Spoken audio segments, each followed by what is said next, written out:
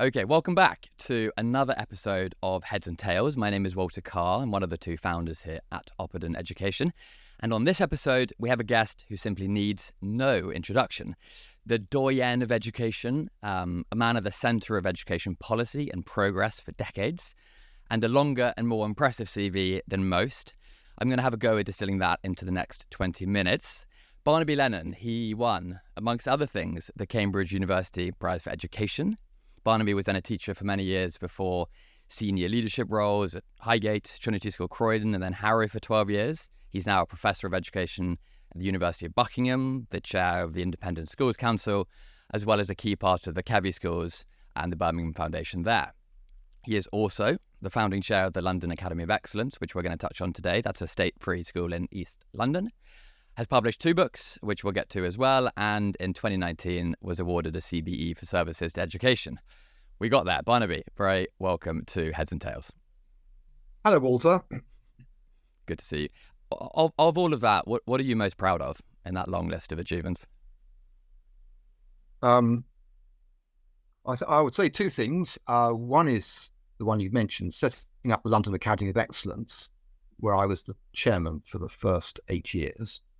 Because that was quite a dodgy thing. It was only the second year of the free schools movement set up by Michael Gove, and we were the first school to be set up that was actually offering A levels, and we got the first set of exam results of any free school.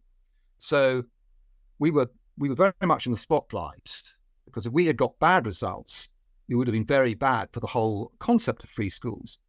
And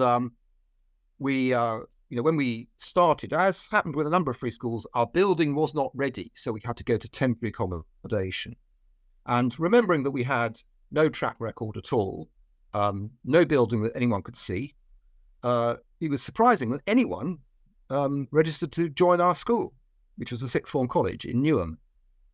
But we did okay, and within about 3 years, most of our students were getting 3A grades at A level, which was better than obviously vast numbers of most independent schools. And we had exactly the impact that Michael Gove had hoped for, which is that we showed that the children in Newham could do much better than they were doing. And we also acted as grit in the oyster, and within moments, really, 3 other copies of the London Academy of Excellence set up in Newham. So transforming that borough from one of the worst to one of the best in London in terms of A-level grades.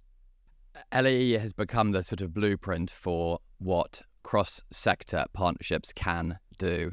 I know that the Eton and Star Academies have based lots of their work on your kind of genesis of the LAE. What makes it such a success, that particular institution you set up?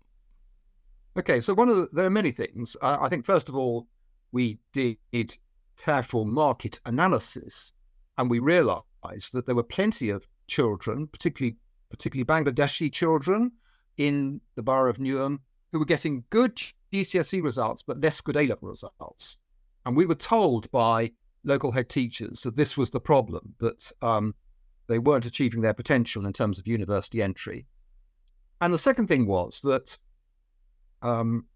because we were brand new, we were often only able to recruit quite young, inexperienced teachers.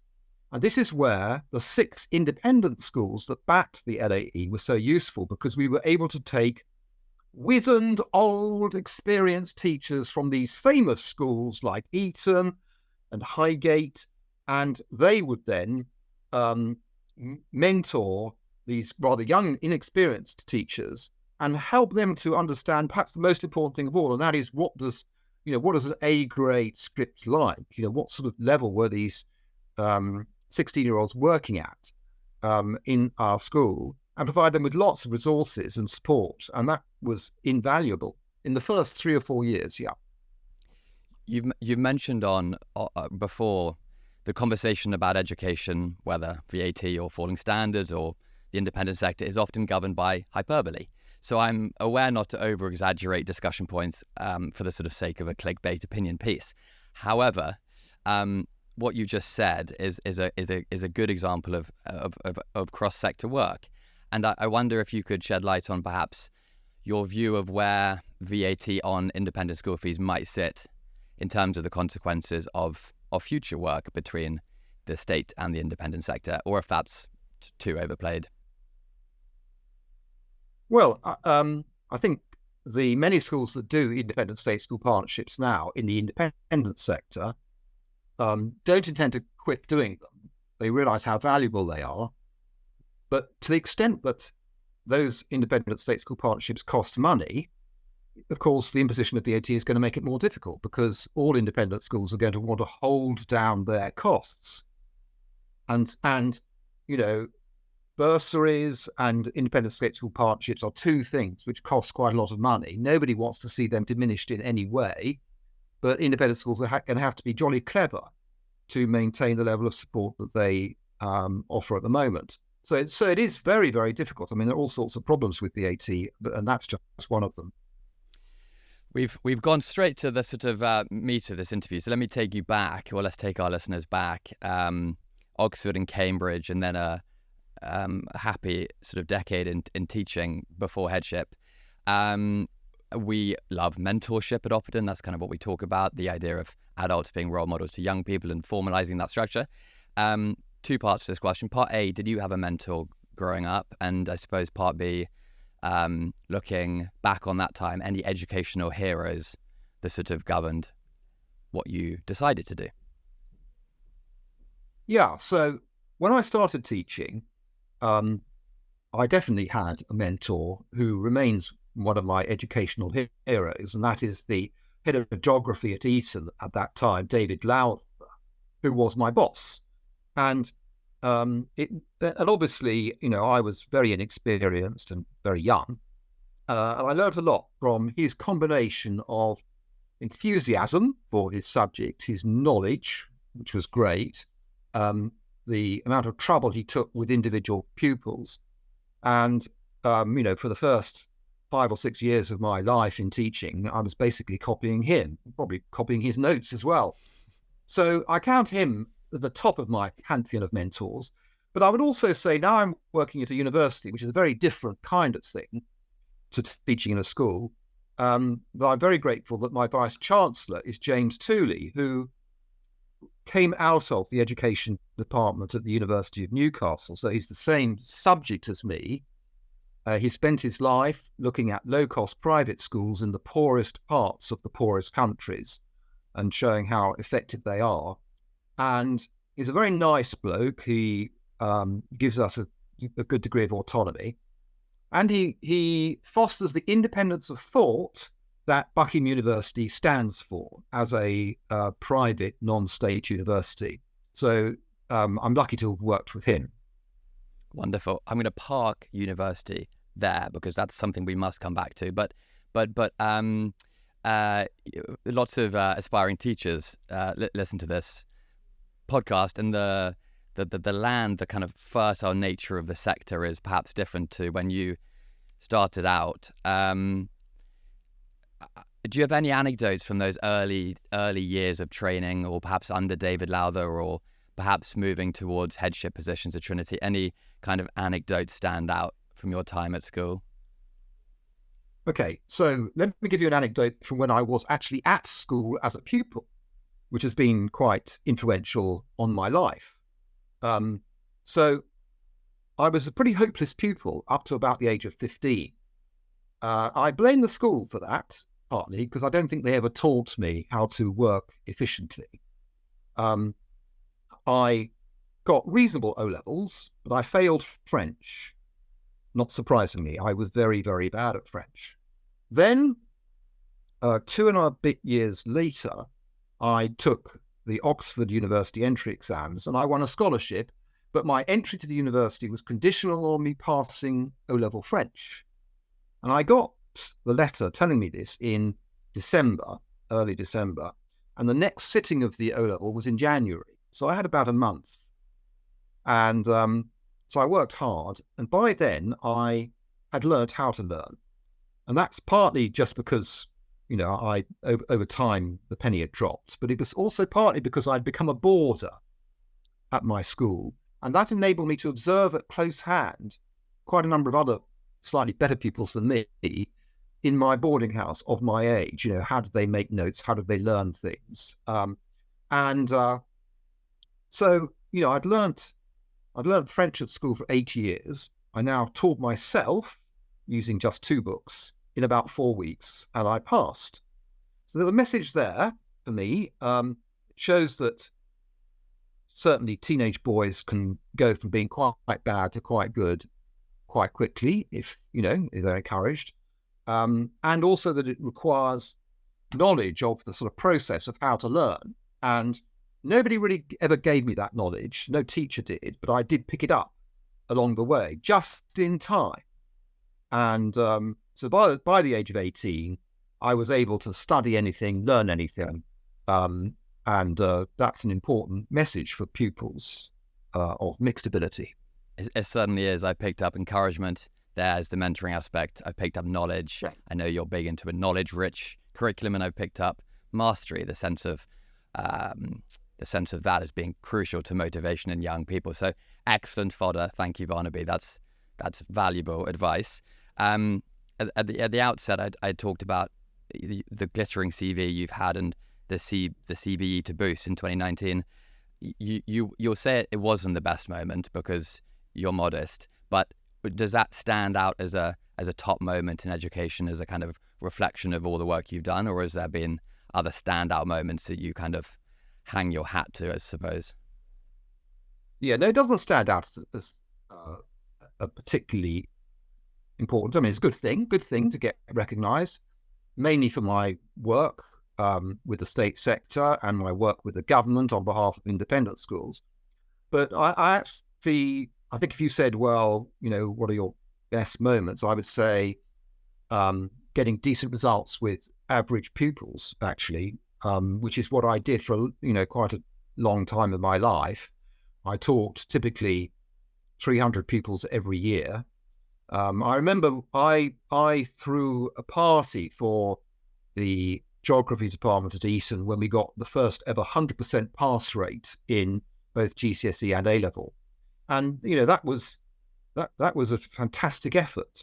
And many of those boys probably didn't deserve to pass, but they've been well taught. So it's those kind of things, the achievements with individual pupils that I think probably stands out as being the most important moments for me. Wonderful. I recently had Bill Watkin on, who is the CEO of the Sixth Form College Association. We were talking about the narrative around universities. So here I am going back to your work at Buckingham, where you are Chancellor. I'm not Chancellor. Sorry. I'm Dean of the Faculty of Education. I have not done my research. Apologies. All right. The conversation, everybody in education thinks that education policy is centre to the national conversation. But right now, I do believe more than ever it is.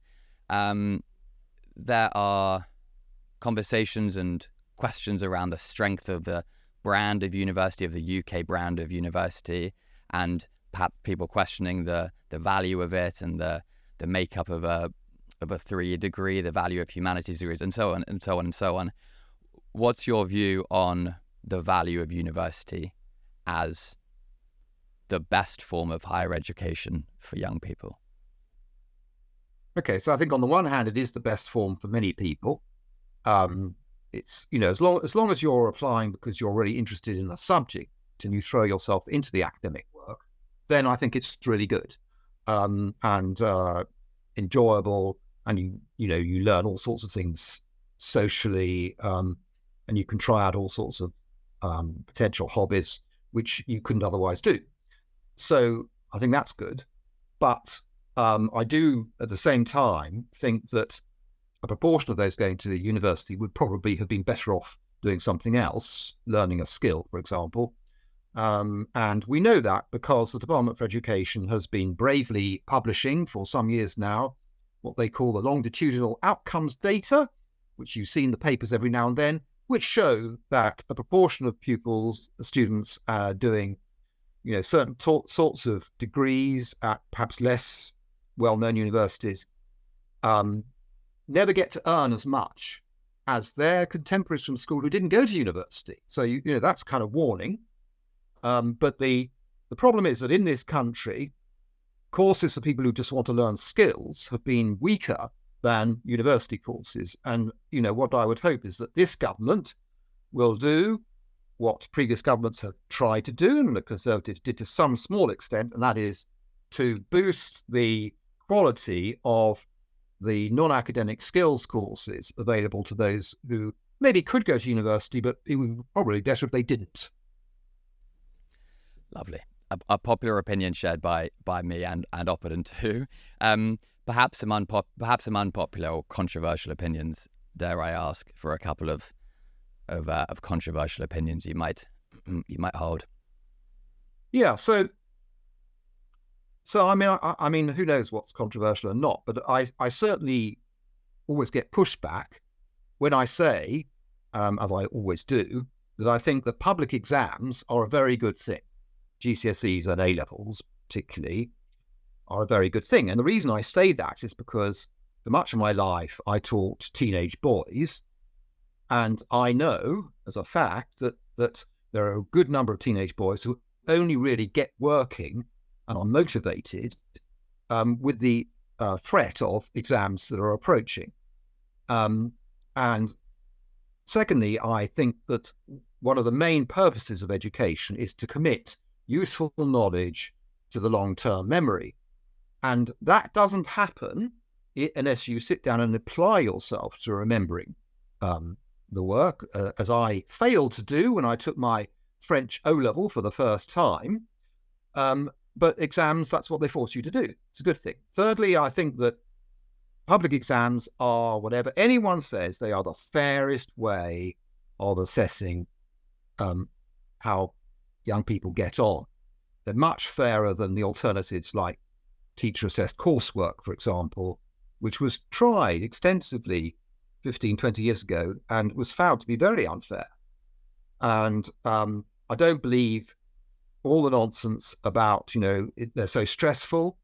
There's been research done into this. No one has discovered that it's true that they're stressful. They are a bit stressful, but so what? Every form of assessment is quite stressful. And, one of the many good things that Michael Gove did some time ago now was to greatly reduce the number of exams, because we had, before 2011, we had all these modules and endless resits and exams in December and exams in January. So it's actually much more under control now than it was back then. So I really like exams. I think that they're fun, they're motivating. Most people can cope with them perfectly well, but above all, they're fair. And in any assessment system, fairness is the most important quality you're looking for. Amen. I love that. Now we're going to move towards the back end of this podcast interview. We're going to be looking at books and recommendations and podcasts and some cultural capital. Now, you can't say your books, Barnaby, because although they are very good, you've written lots of them. Two that we like particularly are Much Promise, Successful Schools in England, and Other People's Children, What Happens to the Academically Least Successful 50%. Two books I'd highly recommend. I know you also wrote some brilliant books on geography, the United Kingdom in the 90s as well, so check those out. But any books or podcasts that you would recommend that is getting you excited about either education or completely not to do with education? Okay, so I wrote my book Much Promise because I noticed that the league tables constantly pointed the finger towards certain schools that were getting very good results, especially schools getting excellent progress 8 scores for disadvantaged pupils. It seems to me that getting very good progress 8 scores for disadvantaged pupils is a kind of definition of doing really well.